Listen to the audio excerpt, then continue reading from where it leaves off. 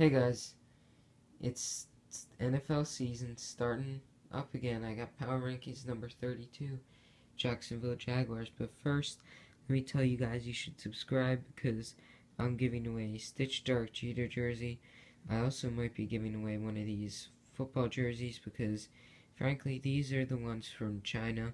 It's illegal to resell them, and I don't really feel like, wearing them and stuff, so I'm probably going to be giving them away to boost my sub number, but you can only win them if you are subscribed. So subscribe for a chance to win a Stitch jersey. And anyway, here we go. Number 32 Jaguars. Uh, I'm really disappointed with what the Jaguars did in the draft. I mean, I'm sure there were a million teams that would have given up absolutely anything to jump up to 3 to snag Sammy Watkins before he lasted till 4, where it's pretty much guaranteed he would either be picked by Cleveland or the pick would be traded, and whoever got the pick would select Sammy Watkins. So, you know, the Blake Bortles pick, he's probably not going to play this year, and it'll be Chad Henne starting with Toby Gerhart as the starting running back. I'm assuming Marquise Lee will get a receiving job, maybe Justin Blackmon. Cecil Shorts III is definitely in there, and Ace Sanders. But the thing is, Marquise Lee isn't really an electrifying playmaker. He can be a solid NFL receiver. He can start in the NFL. But he's not going to really make a huge difference. And on an offense with Chad Henne and Toby Gerhart, I don't think people should really get too excited about Marquise Lee, even though he might end up being the number 1 receiver. I mean, even with Justin Blackmon, he doesn't have electrifying speed or quickness, even though he has great hands, he's a good route runner, and he's good leaping ability. He's only 6'1", and he doesn't have great athleticism. I think that was a bad pick on the Jaguars' part in 2012.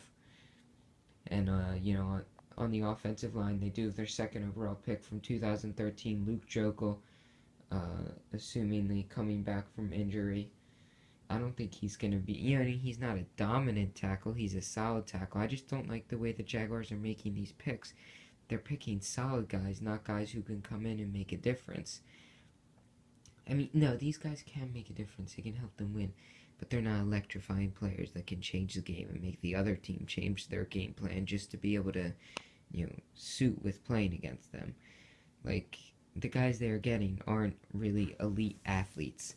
Like, Blake Bortles isn't really running. I mean, I can't really blame him for Bortles. That's a quarterback. But Justin Blackmon, even Toby Gerhart isn't the fastest of running backs. He does have some surprising speed. I saw his highlights from Minnesota.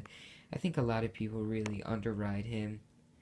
But I think he's a good running back, and I think he's going to have a good season with Jacksonville. But we've seen teams have running backs have breakout seasons and the team not do that well, like Peyton Hillis in Cleveland, and even the year Chris Johnson rushed for 2,000 yards, the Titans didn't make the playoffs. I don't think Gerhart will rush for 2,000 yards.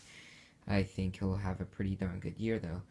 But I think the issue with them is their offensive line isn't that dominant. I really think they shouldn't have traded Eugene Monroe. They kind of just dumped him for a 3rd or 4th round pick, I forget which one.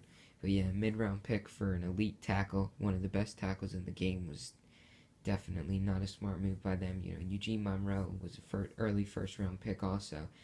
They keep getting these early first-round picks, and I just feel like they haven't been rebuilding with them. On defense, obviously, really the only notable player, Paul Posluszny, good linebacker.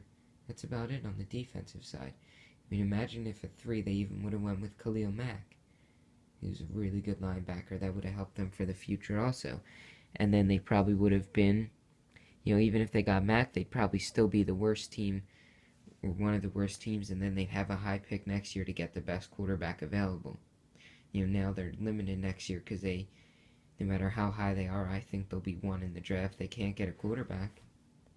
And you don't really want to trade out of 1. I mean, you can, it'll get you first-round picks for the future, but it really won't do much else than that. So, Jaguars fans, sorry.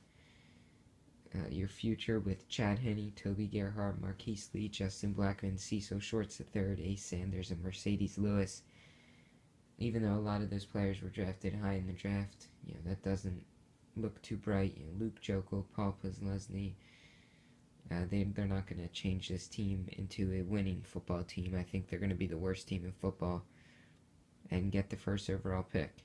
I don't think the Jaguars have ever gotten the first overall pick. I think they've just been able to pick up like 3 or 4 wins every year to avoid, that 2-14 or 1-15, or even in the Lions' case, that 0-16 that it takes to get the first overall pick. But this year, I'm gonna say they are 3-13 and get the first overall pick.